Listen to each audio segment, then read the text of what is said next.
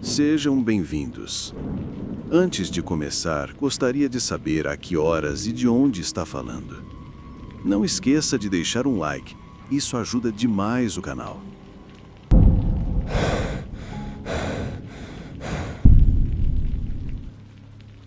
Moro em nosso pequeno sítio, em Canton, Missouri, há cerca de 8 anos.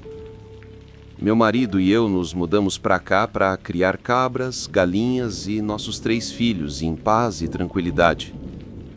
Não é uma fazenda grande, mas é o suficiente para nos manter ocupados. Minhas manhãs são previsíveis.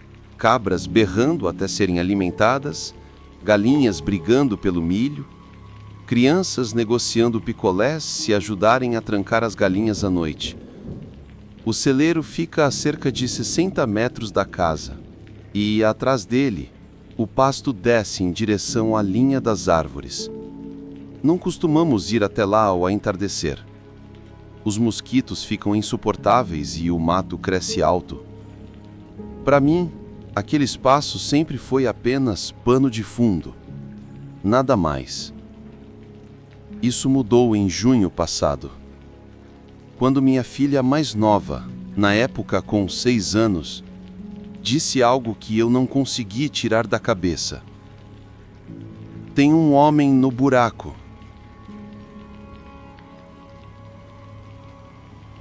Ela estava sentada na mesa da cozinha, balançando as pernas e lambendo o suco de picolé de uva no pulso quando anunciou, casualmente: "Mãe, o homem no buraco atrás do celeiro acenou para mim hoje." Eu ri na hora.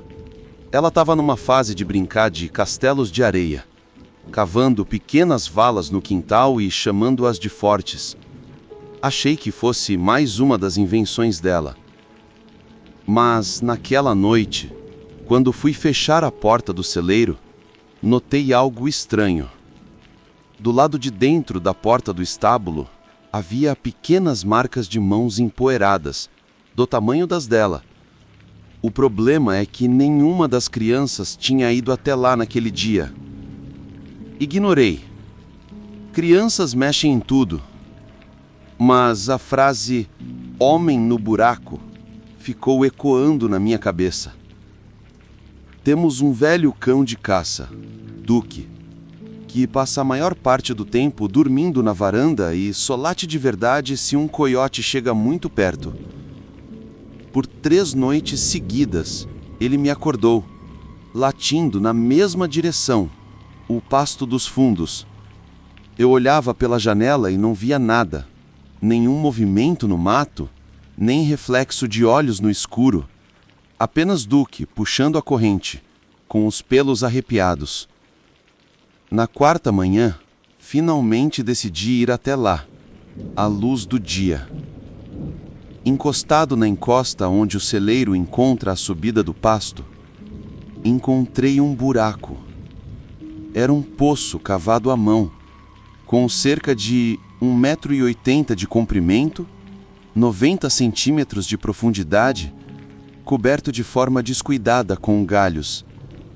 Dentro havia cobertores velhos, latas de feijão abertas, uma pequena pilha de pilhas AA e, o pior de tudo, um tripé barato com uma câmera montada, apontada diretamente para a parte de trás da minha casa. A luz vermelha de gravação não estava piscando. O slot do cartão SD estava vazio. Fiquei parada ali por um bom tempo, sem respirar. Aquilo não era um forte de criança. Alguém estava vivendo ali, nos observando. Liguei imediatamente para o xerife do condado. 2 delegados vieram, olharam tudo e recolheram os cobertores e as latas. Perguntaram se alguém tinha invadido a propriedade ou se eu tinha notado estranhos por perto. Contei sobre o comentário da minha filha e sobre os latidos do Duke. Eles assentiram, disseram que ficariam de olho e foram embora. Só isso. Naquela noite, eu não dormi. Fiquei na sala, com as luzes apagadas, olhando para a silhueta escura do celeiro. Por volta das 23h30, Faróis varreram as janelas da frente. Um carro reduziu a velocidade na entrada da nossa propriedade, parou por um momento e seguiu pela estrada. Meu estômago gelou. Liguei para o meu irmão, que mora a 1 quilômetro daqui. Ele veio e nós dois ficamos sentados no escuro com os celulares gravando. À 1h40, no mesmo horário de sempre, Duque enlouqueceu novamente. Desta vez, vi movimento. Uma figura se esgueirou pelo lado do celeiro, parando perto do buraco. Gritei antes de pensar: sai daqui! Aquilo quebrou o silêncio. A figura disparou em direção à linha das árvores, desaparecendo na escuridão. Quando amanheceu, meu irmão e eu fomos verificar. A lona tinha sido recolocada sobre o buraco. Novas pegadas, masculinas, tamanho 42 ou 43, circulavam o local. E escondida sobre um galho, alguns metros adiante, encontramos outra câmera num mini tripé. Desta vez, ela estava apontada diretamente para o parquinho das crianças. Aquilo me destruiu. Os delegados voltaram, recolheram a segunda câmera e disseram que alguns vizinhos haviam relatado o desaparecimento de comida em suas garagens. Eles achavam que era um andarilho ou alguém acampando na mata. Eu queria mais do que suposições. Por uma semana, minhas crianças dormiram no meu quarto. Meu marido soldou trancas nas portas do celeiro, instalou refletores e câmeras de verdade. 2 meses depois, os delegados recuperaram uma caminhonete roubada a 3 condados daqui. Dentro, havia uma bolsa com pilhas, comida enlatada e uma lista de endereços anotada num bloco. O xerife não confirmou se o nosso endereço estava lá, mas pelo olhar que me deu, acho que sim. Ainda não consigo tirar da cabeça a imagem daquela segunda câmera apontada para o parquinho das crianças. Por quanto tempo ele esteve nos observando? Até onde chegou? Minha filha mais nova não fala mais sobre o homem no buraco. Ela nem chega perto do pasto dos fundos. E eu não consigo suportar o som de Duque latindo à noite. Cada vez que ele late, me pergunto se tem alguém lá fora, agachado no escuro, esperando outra chance. Torne-se membro do canal e tenha acesso antecipado aos vídeos. Não se arrependerá.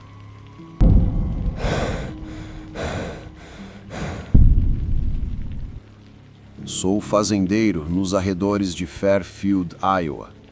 Tinha 42 anos na época, outubro de 2019, em pleno meio da colheita. Naquele tempo, minha vida girava em torno de ventiladores de secagem, silos de grãos, o aquecedor da oficina que nunca queria ligar e de fazer a ronda nos portões antes de dormir. Temos 3 silos, mas só 2 estão em uso. O antigo, do lado norte, eu desativei em 2014. Mantive ele por perto apenas como fonte de peças sobressalentes. Naquela noite, estava bebendo água na pia da cozinha. A janela dali dá para o quintal. Foi quando notei algo estranho. Dentro do silo desativado, logo acima da base, havia um brilho fraco. Parecia aquele tipo de luz que vem de um celular na palma da mão de alguém. Peguei o refletor grande e fui até lá. Nada. Verifiquei a porta, o cadeado ainda estava pendurado, frouxo. Tentei ignorar, achando que fosse uma coisa isolada, até a noite seguinte. Mesma janela, mesma hora, mesma luz. Na segunda vez, verifiquei a escada. A poeira cobria quase tudo, mas nos degraus inferiores havia marcas de dedos, como se alguém tivesse se apoiado ao subir. Entrei. O facho da lanterna revelou um único conjunto de pegadas na poeira, entrando e saindo, nada mais. Fechei a porta com firmeza, tentando encerrar aquilo ali. Mas algo não me parecia certo. Na terceira noite, instalei uma câmera de movimento na estrutura do sem-fim, voltada para a porta do silo. Era uma câmera simples, daquelas usadas em trilhas, mas servia. Às 2h17 da manhã, a tela apitou, registrou o movimento e corrompeu o arquivo. Isso me incomodou de verdade. Na noite seguinte, o mesmo brilho apareceu, visto da cozinha. Fui mais devagar dessa vez. Dentro do silo, a poeira estava marcada em arcos, como se alguém tivesse ficado andando em círculos. A câmera capturou. Não era uma filmagem nítida como de cinema, mas dava para ver claramente. Uma figura lá dentro, caminhando em círculo junto à parede. Mãos nos bolsos, alças jeans nos ombros. O macacão era idêntico ao meu. Um dos meus bons pares havia sumido em agosto. Agora, lá estava ele, sendo usado por alguém dentro do meu silo velho. Aquilo bastou. Na noite seguinte, me instalei na caminhonete do outro lado do pátio. Janelas entreabertas, lanterna e rifle prontos. Às 2h12, o brilho apareceu de novo. Abri a porta do silo com cuidado e apontei a luz para dentro. Pegadas circulavam o chão. Sobre o varredor de grãos, meu macacão estava dobrado. Toquei, ainda estava quente. Por um longo segundo, juro que ouvi outra respiração dentro daquele cilindro. Não era a minha. Então, passos lá fora. Virei com o facho de luz. Nada além de talos de milho tremendo com o vento. Quando olhei de volta, o brilho havia sumido. Só restavam eu, a poeira e aquele macacão. Chamei o xerife. Assistimos às imagens juntos. Na mesa da minha cozinha, a figura estava clara como o dia. Invasor. Ele disse, pode ser um andarilho. Tentou parecer tranquilo, mas o jeito como tamborilava a caneta na mesa me mostrou que ele também não gostou nada daquilo. Fomos juntos até o silo. No bolso do macacão, encontramos minha trena de bolso. Um pedaço dela tinha sido rasgado, entre 20 e 23 centímetros. Mediram o quê? O espaço da porta por dentro.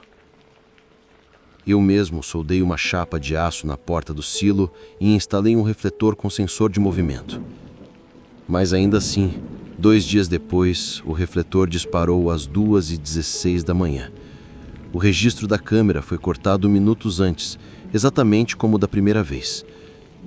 Tudo que consegui foi uma imagem clara demais. Eu descalço, com o rifle na mão, olhando para o nada. Aquilo foi demais.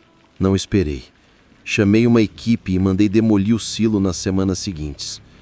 No lugar, instalei um container de transporte. Trancas que não se importam com dedos nem com hábitos. Custou caro. Mas vou te dizer, foi mais barato do que deixar aquele silo de pé. Ainda assim, algo ficou. Meu corpo aprendeu um novo alarme natural. 2h da manhã. Mesmo depois que o silo foi embora, eu acordava e ouvia. Às vezes, jurava escutar o fio da cerca vibrando, aquele som agudo que faz quando algo encosta. Eu saía e não via nada, além de geada e pegadas de cervo. O delegado chamou de invasão de propriedade. Eu chamo de outra coisa. Quem quer que fosse, andava em círculos na minha poeira, usava minhas roupas, mediu algo que eu preferia não saber o que era. Talvez estivessem ensaiando, mas ensaiando para quê? Não sei. E nem quero adivinhar. Só sei de uma coisa. Já vi enchentes e tempestades levarem mais do que eu gostaria, e nada disso me fez sentir o que senti naquela noite parado no escuro daquele cilindro.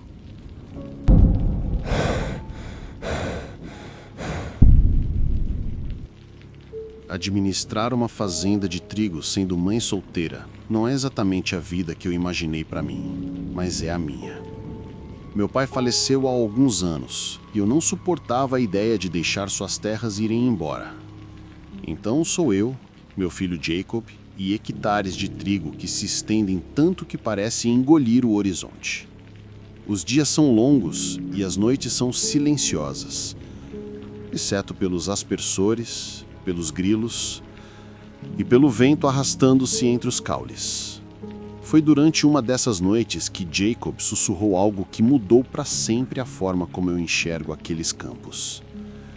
Estava quente Uma daquelas noites pegajosas de Oklahoma em que até o vento parece cansado. Eu tinha acabado de entrar depois de fechar o celeiro e desligar os aspersores. Jacob estava à mesa da cozinha, lápis na mão, cabelo grudado na testa. Dei-lhe um picolé por ter terminado os deveres de matemática sem reclamar. Ritmo simples. São eles que mantêm a vida administrável. Do lado de fora, o trigo estava à altura dos ombros, dourado e interminável. Nossa casa ficava sozinha, na beira do campo. Aquela vista costumava me confortar. Agora parece espaço demais para coisas se esconderem. Jacob levantou os olhos do caderno e disse, tão baixo que quase não ouvi: Mamãe, os homens voltaram. Franzi a testa. Que homens? Ele apontou pela janela, na direção do campo. Eu apertei os olhos, mas tudo que eu vi eram os caules balançando com a brisa. Querido, não tem ninguém lá fora, é só o vento. Ele não discutiu, apenas se curvou novamente sobre o caderno. Eu deixei para lá, achando que era imaginação infantil. Mas o tom dele, aquele sussurro, ficou comigo. Na noite seguinte, eu estava na pia, lavando a louça, quando algo me chamou a atenção. Uns 30 metros adentro do mar de trigo, duas formas se erguiam acima do restante. Por um segundo achei que fossem postes de cerca que eu nunca tinha notado. Mas eles não estavam lá na noite anterior. Bisquei, me inclinei para ver melhor e desapareceram. Tentei rir disso. O trigo pode enganar quando o sol está baixo e as sombras se estendem. Mas não contei a Jacob o que eu tinha visto. Alguns dias depois, a casa estava silenciosa. Jacob tinha ido para a cama mais cedo e eu estava dobrando roupa no sofá. Foi então que ouvi murmúrios baixos trazidos pelo vento através da janela aberta. Não era uma só voz. Eram duas.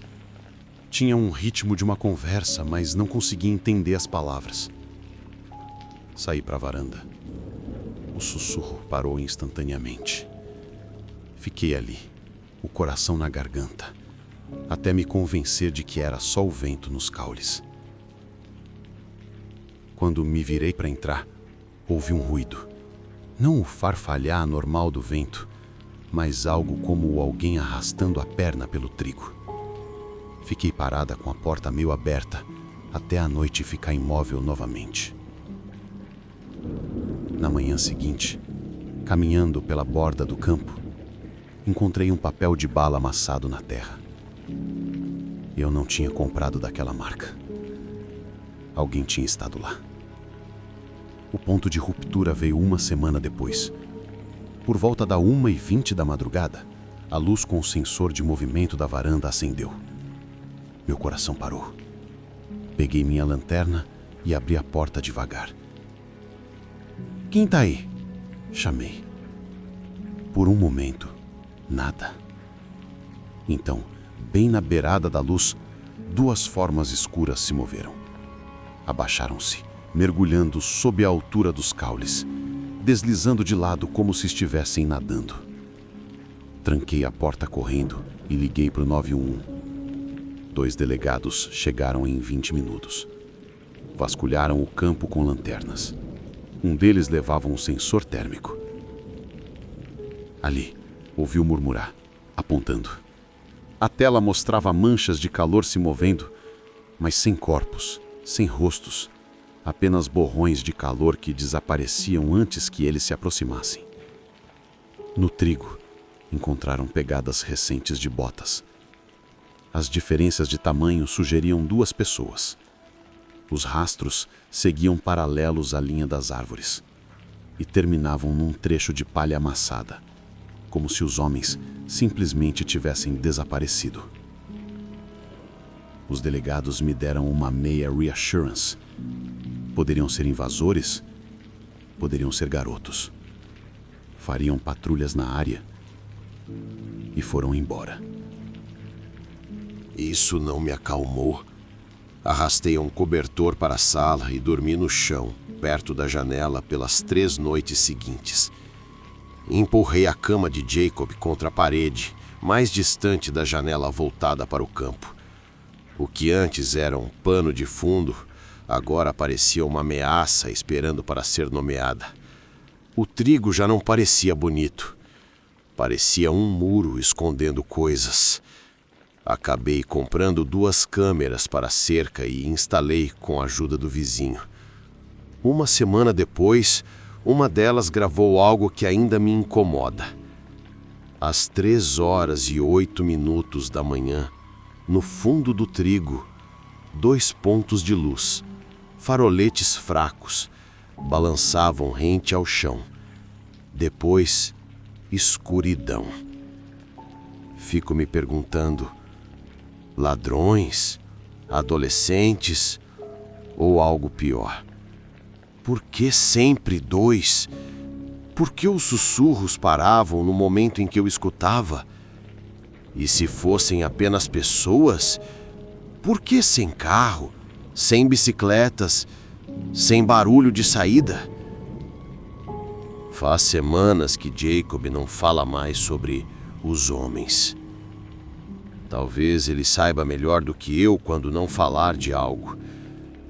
Mas ainda o vejo olhando para os campos, como se esperasse que alguém saísse de lá a qualquer segundo.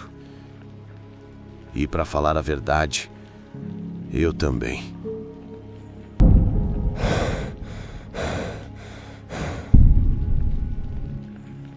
Eu crio gado ao norte de Amarillo. Não é uma grande propriedade. Terras suficientes para o pasto, cercas suficientes para odiar, vento suficiente para fazer um homem falar sozinho. O inverno de 2021 chegou duro e cruel. Aquele tipo de frio em que o som se propaga mais do que deveria. Bota sobre a geada som como vidro quebrando. O arame canta se você encostar errado. O fôlego fica suspenso mais tempo do que se gostaria. Minha rotina noturna não muda. Verificar os bebedouros, quebrar o gelo, virar o bloco de sal, garantir que as trancas estejam firmes. Eu observo o rebanho sem contar. Cada animal tem seu sinal. A número 53 com a orelha rasgada, a número 23 manca quando o tempo está úmido. Você memoriza essas coisas até que elas passem a viver nos seus ossos. Tem um cão mestiço chamado Dutch. Bom cachorro, inteligente. Ele corta o rebanho, mas também mantém os olhos em mim como se estivesse resolvendo um problema de matemática enquanto trabalha. Eu não sabia, até essa história começar, que ele tinha uma cerca que não atravessava. A vaca no centro disso tudo era a número 14, preta com uma mancha branca no rosto, teimosa como poucas, nem líder, nem seguidora, tinha sua própria cabeça. Naquele inverno ela começou a se afastar do rebanho toda noite, fixando-se num pedaço de árvores além da cerca norte. Não pastava, não vagava, apenas ficava parada, imóvel, com os olhos fixos à frente. Vacas encaram bastante. Um chapéu no mato já basta. Mas aquilo era diferente. Ela não piscava para o Dutch. Não mexia as orelhas para mim. Seu corpo inteiro parecia puxado em direção à linha das árvores. Dutch também notou. Ele circulava, mas parava no mesmo ponto invisível todas as noites. Ficava rígido, recusando-se a ir adiante. Nenhum apito, nem sinal de mão o fazia atravessar. Ele contornava de longe, como se o próprio espaço dissesse não. Na 4ª noite, alinhei-me com ela. Fiquei onde ela ficava. Segui seu olhar. Havia uma forma na cerca. Altura de uma pessoa, ombros estreitos, cabeça inclinada, imóvel. De início achei que fosse um poste, até que se inclinou levemente. Passei a lanterna, o facho lavou o ar e as ervas, voltou e a forma girou apenas o suficiente para eu ver que não era madeira. Então, sumiu. No dia seguinte, caminhei devagar pela cerca. Encontrei o arame inferior amassado, como se alguém tivesse puxado para cima e colocado de volta. No farpado, um pedaço de borracha de luva, que não era minha. Uma marca de bota prensada no aço. Nada mais. Disse a mim mesmo que ficaria estacionado lá na noite seguinte. Peguei meu velho .243, limpei-o, preparei-me na caminhonete, Dutch no banco do passageiro, vento cortante. O rebanho deitado, o bafo subindo como vapor. Apaguei a luz interna e fiquei imóvel. Às 2h40, o rebanho se agitou de repente. Cascos, focinhos, sons baixos. Então veio o leve estalar do arame sob pressão. Acendi o refletor, apontei para o lugar de costume da número 14. Nada, mas ela estava descendo a encosta em direção à cerca, cabeça ainda fixa. Dutch pressionava-se contra minha perna, respirando ofegante. Perto do amanhecer, percorri a linha. Encontrei a número 14 caída junto à cerca, olhos abertos, voltados para as árvores, sem inchaço ainda. O condado mandou um veterinário. Ele disse: estresse, escorregão, frio. Palavras que eu já tinha ouvido antes. Ele não conseguiu explicar por que ela se jogou tão forte contra o arame. Ela se rasgou toda.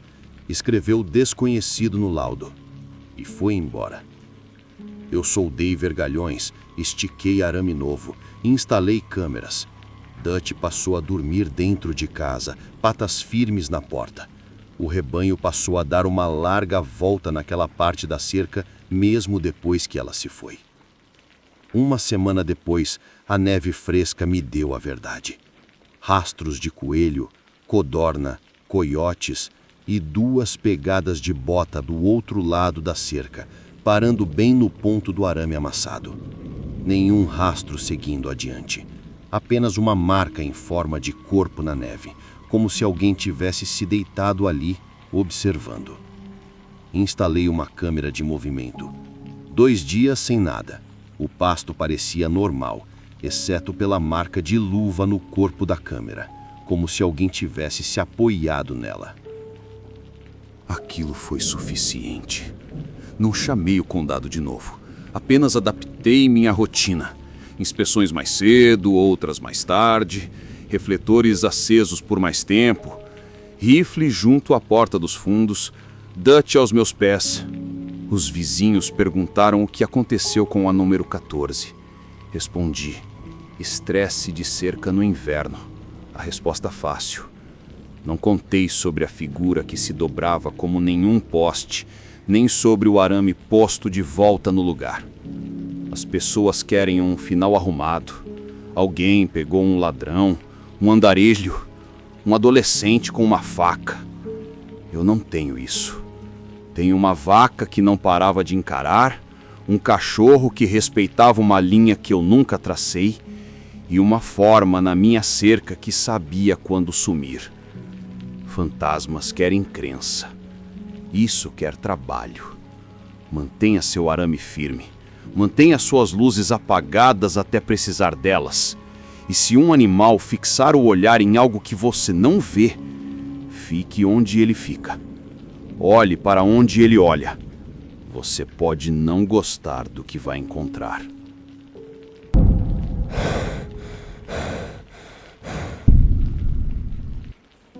Tenho 59 anos agora. Sou viúva há 5.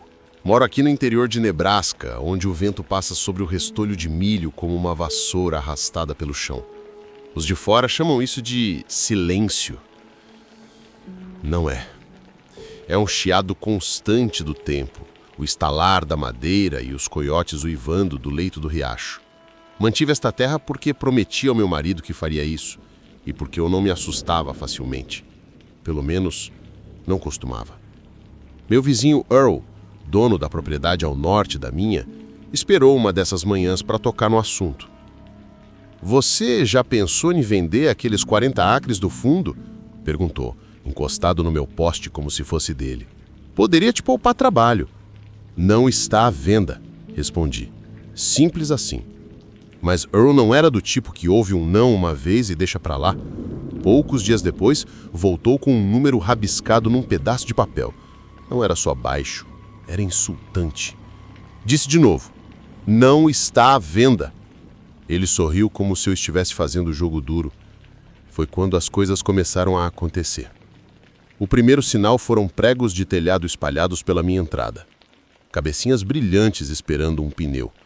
Passei 1 hora juntando tudo com um ímã. Disse a mim mesma que deviam ter caído de um caminhão, embora eu soubesse melhor. Depois encontrei o engate do trator desencaixado, o elo central solto, não o suficiente para ver do assento, mas o bastante para quebrar algo caro. No dia seguinte, um dos meus galões de diesel estava com um cheiro estranho. O marcador indicava meio quando deveria estar em 3/4. Alguém estava sifonando. Coloquei um cadeado. De manhã, ele estava cerrado pela metade. Tentei me controlar. Pensei em comprar câmeras, instalar luzes, mas, em vez disso, apenas conservei tomates e mantive a cabeça baixa.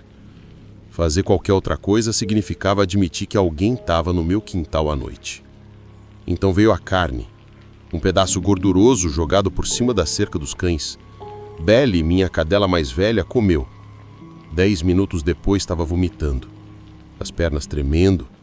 Dei peróxido e liguei para o veterinário. Ela sobreviveu, mas o técnico me disse sem rodeios. As pessoas envenenam cães para tirá-los do caminho. Isso pesou mais do que qualquer prego ou diesel roubado. Dias depois apareceu um inspetor do condado. Denúncia anônima, disse ele, sobre veículos sucateados. Não tenho veículos sucateados. Mostrei o meu caminhão, meu trator, meu quadriciclo com bateria arriada. Ele assentiu, marcou umas caixas e foi embora. Deixou escapar que a queixa vinha do norte, da propriedade de Earl. Naquela noite, fechei as cortinas mais cedo do que de costume. O vento batia forte contra a casa. Eu estava lavando uma caneca quando ouvi batidas na janela da frente. Não um toque. Unhas. Leves. Medidas. 1, 2, 3. Os cães ficaram tensos. Abri um fiapo da cortina e quase deixei cair. Earl estava a poucos centímetros do vidro, o hálito embaçando o painel, segurando papéis contra ele. Já está assinado, querida, disse com a voz calma, como se conversássemos tomando café. Só falta registrar. Vi as palavras Warranty Deed no topo e abaixo meu nome escrito com outra letra, uma assinatura falsa. Cuidadosa, mas errada. Afastei-me rápido. Fui até o depósito, peguei a espingarda e o telefone. Não precisei apontar o cano. Apenas engatilhar-se foi suficiente para mandar o recado. Liguei para o 911. Quando a viatura chegou, Earl já tinha ido embora. Os policiais encontraram marcas de pneu no meu portão, pegadas de botas sobre a janela e uma cópia borrada do título falsificado debaixo do meu limpador. Só anotaram tudo. Conhecemos o Earl, disse um deles. Não foi nada tranquilizador. Depois disso, passei a dormir no quarto de hóspedes, que não dá para a estrada. Estacionei meu caminhão de frente para sair. No dia seguinte, levei o documento ao advogado. Ele examinou sobre uma lâmpada e disse: mal feito, mas já vi piores passarem. Isso me assustou mais do que Earl na minha janela.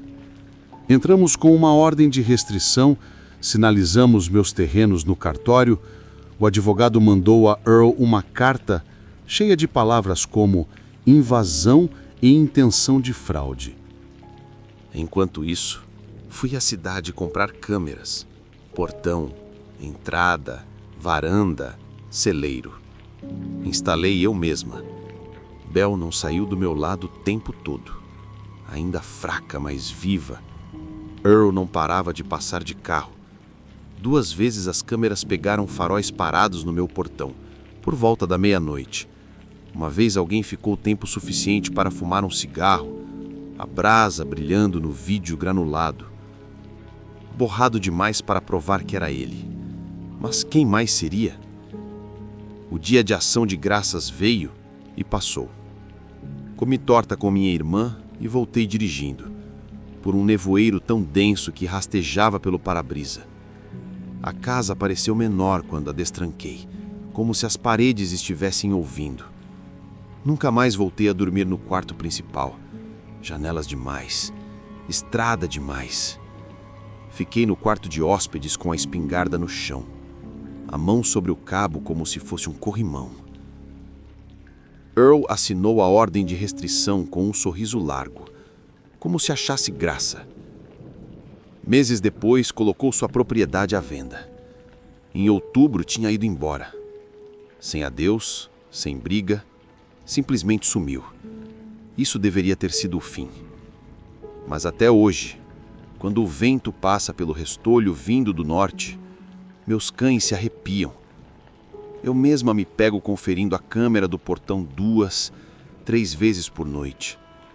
Os papéis do advogado continuam na gaveta ao lado do telefone. Eu poderia jogá-los fora, mas não vou. Porque o que mais me assustou não foi o sorriso de Earl na janela, nem a escritura falsificada, nem a carne envenenada. Foi perceber quão fina é a linha entre o que é seu e o que alguém acha que pode tomar. Cercas e assinaturas não bastam. Às vezes, o tudo que sustenta é sua recusa em ceder. E nunca vou esquecer como aquele toque soou educado, como se ele tivesse todo o direito de estar ali. Se agora você está olhando de lado para cada celeiro, pasto e linha de árvores, bem-vindo ao clube.